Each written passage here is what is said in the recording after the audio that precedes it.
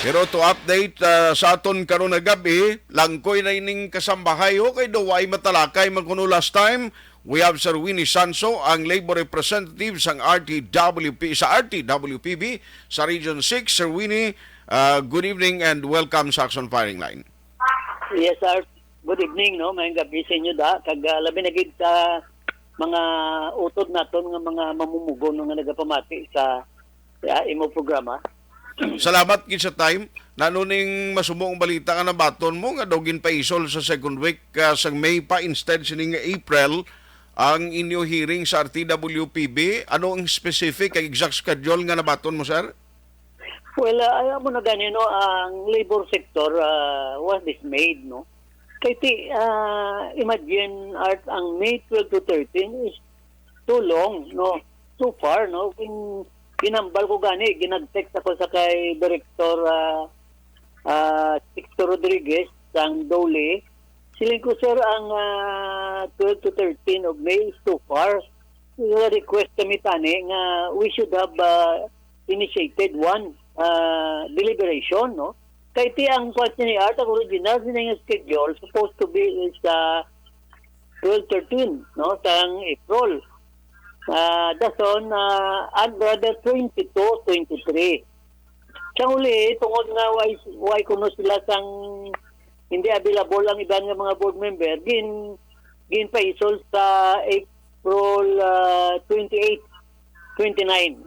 Amo na tani na ang final. Karon, kaya mo magyapon nga rason bala inavailability of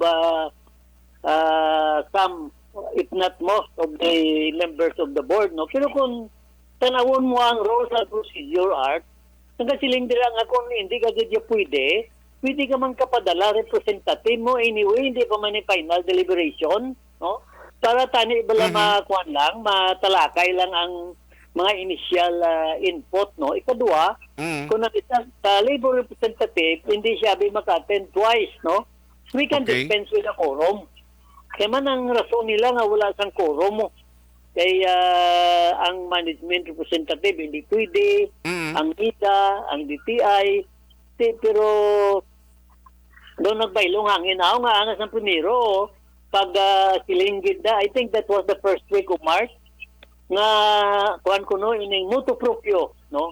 Ang may marching order halin sa babaw, sikon sa mga train pa full speed gid ka. Karon gulpi lang daw. Matya ko doon nagkalma, no? Nang bisan sa Manila, daw gin-reset nila ang mga hearing.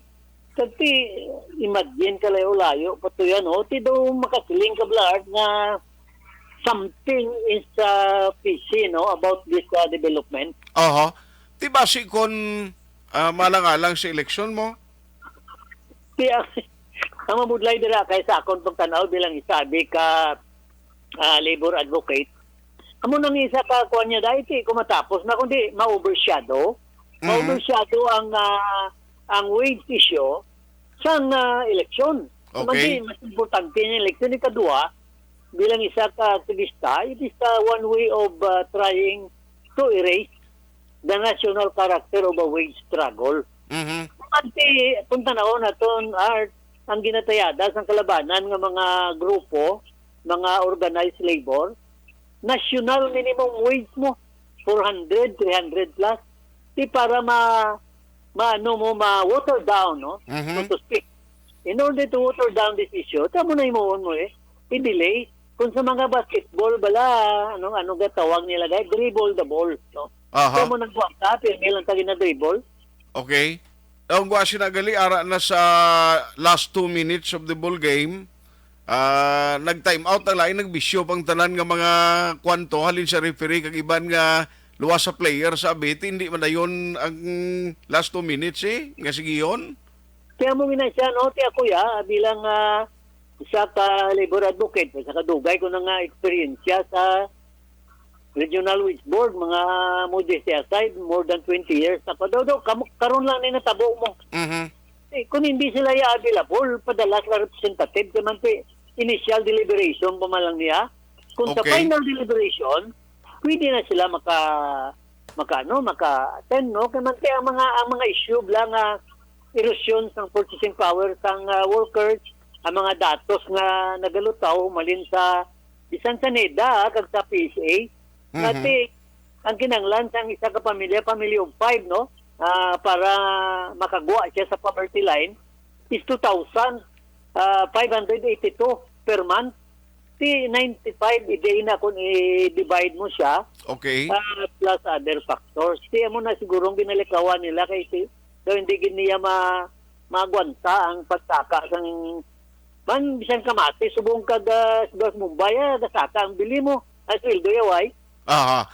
Pero in a way, kung mag-amo ni gining sitwasyon, why na sang sarang nga mahimo kung ikaw lang halimbawa sa as labor representative nga magayo nga palapit-lapiton taman na before election or first week sa May, why na chansa sir kung amo na nga nag-decide sila nga ma-postpone na?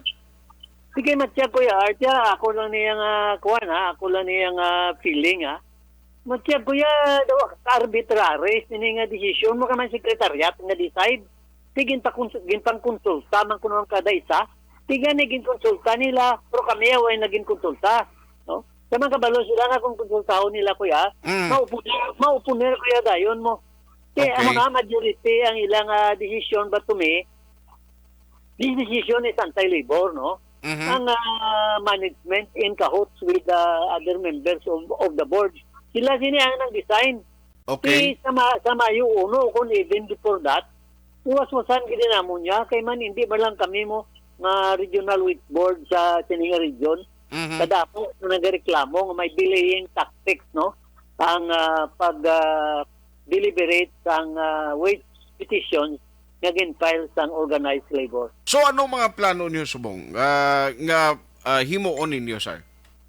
Way labot sa nga mo niya mga manifestations, hindi naman amo ni maliso ang kuhan, ang schedule, no?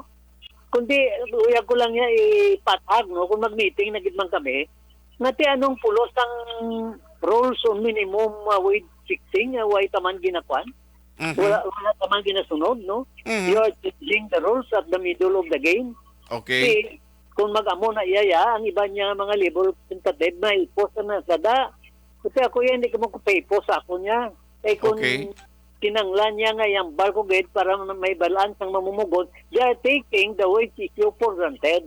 Dahil sa una, ang mamumugo niya, ginabaliwala man lang siyang kapitalista, no? Kaya sa subong mo muna gyapon ang ila obra, thinking all the while na ang kuan balaya, ang mamumugon do isabla ka silent capturer, no? Nga mahipos na lang siya, no? We will assert and we will magnify, no? Ang atong struggle towards wage increase. Okay. So, ang masubo sini Mayo 1 kay expect ka mo nga supposedly may mga aumento ina, although hindi pa gid man gali ini final nga deliberation. So May 1 Labor Day why gigali ni kay Juan nga mabaton ang anay sa kagamo nga sektor? Tani kung may konsensya man sila, itong danda, tani bisa nag-isala lang ka-deliberation before May 1 para bala may semblance man, may semblance nga puno, abi, no? Nag-care man sila sa workers. Ano ablaw to? It is adding insult to injury, no? Kaya nga, sige na undermine ang amon nga petisyon nga imuon nila may araya 12 to 13 pesos. Ano mo naman, iligay na kaplite, pagkanto pa kare, no? Siway labot sina, intutuhan ka pa nga isol pa nila ang deliberation which is supposed to start already sang nagligad pa nga simana. Yes. Now, you did mention prior sa aton interview tonight nga namuno mo kay nasa akon nga pating kasambahay ni duway nyo natalakay the last time? Siway man kay nga ang kasambahay isa ka importante nga lagi, no? Republic Act 10361. Amo na gani ang mga kasambahay gindeklara na sila nga member ni sila sang formal sector. Hindi na siya informal kay may lahi mo. Although ang ilang nga sweldo I think is 3.5 kuan ya ining by month. Kay manti menos lang mo may ginatawag sila nga may ara sila nga live in, no? Tanan-tanan nga pagkaon o kung ano man da. Pero dapat mabalaan ang mga naga-implement ang aton kasambahay May mga obligasyon ini ang employer. 13 months, tagaan na sila. Is, taga-ibayran na sila sang employer kung ang ilang na sweldo, wala pa nagalabot sa 5,000, ang mabayad sang SSS, ang employer. 13 months, PhilHealth, Pag-ibig. 8 hours a day, kag hindi na sila kinanglan mag-ubra, sobra, no? Kag ang labaw sa tanan, dapat iparegister ang kasambahay.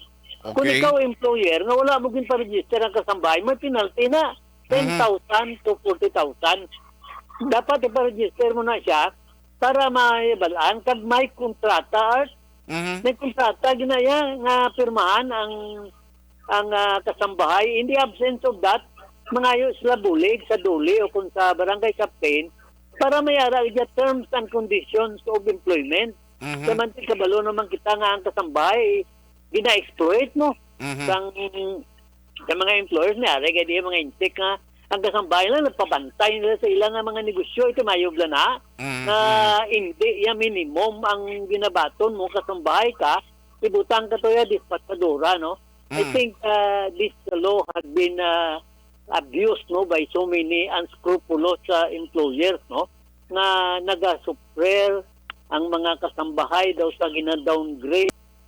Alas 7:25, Aksyon Radio Philippine Standard Time. Action firing line. Sinigid lamang na baton ni Mr. Winnie Sanso ang panibagong schedule. Gikan iya sa Secretariat sang RTWPB. Nga nagasuspend sang nauna nga schedule sang ila sining nga hearing kag ang masubo kay ginpaisol ini after na sang election day. Action firing line. Malawig-lawig naman ni nga hulaton-laton nga tiyempo antes liwat nga matalakay sang RTWPB ang ini nga concern. Sir Winnie, sorry gid na utod ang atong linya. O siya amo na art nga dapat i-revisit nila ni kay man supposed to be i-separate mo ginaya mo silang ko sila hindi nyo pag-idungan ang kasambahay sa wage issue kay although wage man na pero separate and distinct niya mga kasambahay. Pagkatapos sang wage issue talakayon ta naman ang kasambahay kung silang ipsaka sa sila kay subong mga 3,500. No, unfortunately, kadamo sang mga nagareklamo. Pero ilalanggid ka mga tao nga mga kasambahay ang may gut, no, nga mag-report abi agud tong matagaan man sang hostisyabla yung mga underpayment nga ang pagtrato mo ya sa kasambahay daw isa ka esklabo bla, no. Kasi kung sa household nga ginatawag hindi ka magsiling nga ang kasambahay abi gin-hire ni nanay mo kag ni tatay mo pag-ara ka man da may kabataan ka household ka man amuti ganon pati ikaw ginaserviswan sa kasambahay. Okay. Unfortunately kulang sa education na program ang atong duli para mahangpan kung maintindihan sa mga kasambahay ang ila diretso. Agud maka-assert sila kag madipensyahan nila ang ila kinamatarong bilang workers in the formal sector. Kumaga mo nga istorya ang gina-expect naton nga supposedly by May, no, sa first weeks of May may ara na taning wage order number siling ko basi malabutan pa ni Sir Hunyo. Kaya amo nang anticipation ta kinanglan while hoping for the best. Let us prepare for the worst. Kasi ang kakuan balada bago administrasyon na namo. Correct. Kamanti July. Di base bala may away taman ginapangayo, no? So base bala may mga political implications. Pag-issue sa wage order kung ano naman nga rason ako, no, sa direksyon ng History Arts nagasubsito ko yung may marching order man sa babaw mo nga ang nag-order nga padasigon tani amo man nag-order nga painayo naman subong, no. Kasi ginamanipular nila ang aton ginatawag na struggle for which it is. So keep us posted no, kung ano giman ang latest kag matabo sini sa nagintala na nga schedule. Kung bala basi may panibago naman ipanaog silang desisyon nga ipaisol naman todo kung ano to ganit 12-13 sang May ang schedule. Yes, so May 12 to 13 ti magamo na laban-laban na nabalanta na kung sino bago nga presidente sa Pilipinas. Tapos na yung eleksyon sa Nueva Blate. So mauna pa mabalaan nato ng result sang mga mangin presidente nga masunod sa Pilipinas sang sa resulta sa aumento sa sweldo sa mga mamumugon. Kung gani, importante man tani, Art, nga may presidente, kita no, nga bago Aha. kag mayuman. Pero tani, mas importante man ang kone, ang kabuhi, Okay. ang pangabuhi ng tao, ang ginatawag nga pala nga buhian sang mamumugon. Aha. Saan umunin na baton gani ang communication coming from the secretariat, sir?